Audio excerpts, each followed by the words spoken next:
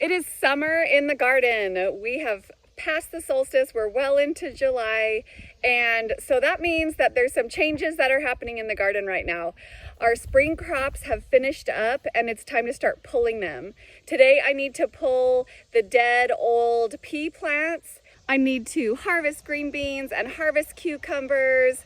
We are this close to starting to harvest tomatoes, but I definitely need to be tying up tomatoes.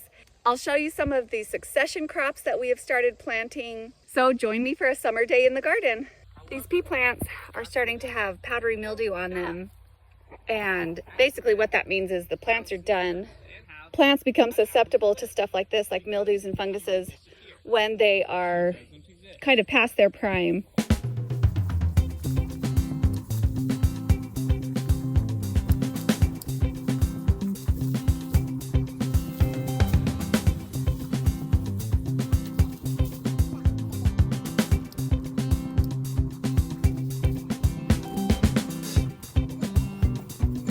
And what I do is I clip them off at the base and leave the roots in. That's when you're using nitrogen fixing crops. It's best to clip off the roots at the soil and leave those roots in the soil, because the roots have the little bumps on them, and that's what is actually doing the nitrogen fixing and leaving the nitrogen.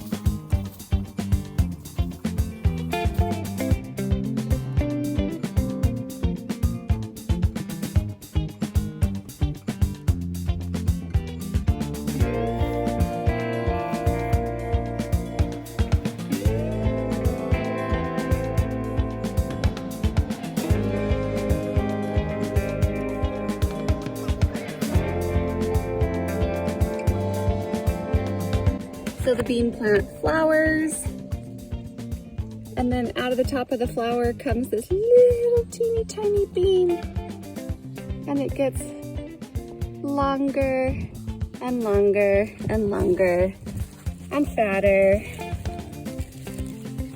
until it's ready to be picked.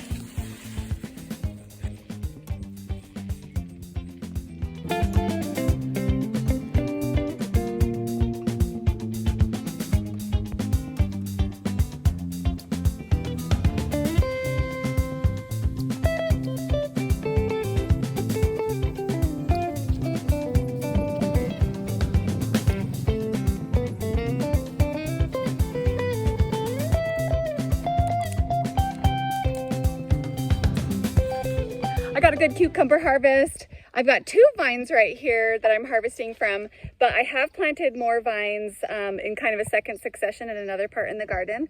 Cucumbers are one where it's definitely good to maybe do succession sometimes, because these plants can start to peter out or get powdery mildew or heat stress or whatever. So we'll get another fresh flush of cucumbers in about a month. Okay, this is where we had our garlic, and we pulled that all out earlier this week. And so now we are planting a later crop of beans in here, and they are starting to pop up. And these beans are some shelling beans that we like to grow. They call them October beans here, but they're horticulture Taylor beans, also called cranberry beans at the store. Then over here, we had not planted anything yet, and so we planted some beans here as well. Beans are a great thing to succession crop or plant late if you didn't get to it. So these beans are actually California cow peas, which cow peas are a type of black-eye pea. If you didn't know, I didn't know. I heard people talking about cow peas, and I didn't know what they were or how to grow them, and they're black-eyed peas. So okay, and then here we have some sweet corn that we are growing, and we are succession planting the sweet corn here too. So this is the row of sweet corn, and it looks like a bunch of it popped up today, because it was not like that yesterday. It is much later in the day now. We kind of do our gardening in 2 separate stints. We go out first thing in the morning and do a couple of hours of gardening before lunch, before it starts getting like way too hot. Actually, the kids do it for like a half hour, and then I usually stay out at least an hour after the kids do. This morning I got the older boys to help out with picking the green beans, And then we wait until this time of day when the sun is actually going down past the tree line out over here. And that's when we come out and garden again for the second round of gardening. So this is obviously when it is much more pleasant to be outside. And then it's really hard. And then we garden out here until dark, basically. So that is how we do summertime gardening. These tomatoes are my Amish paste tomatoes. I'm trying out that variety this year, but they're a little bit crazy. I need to go and tie them up.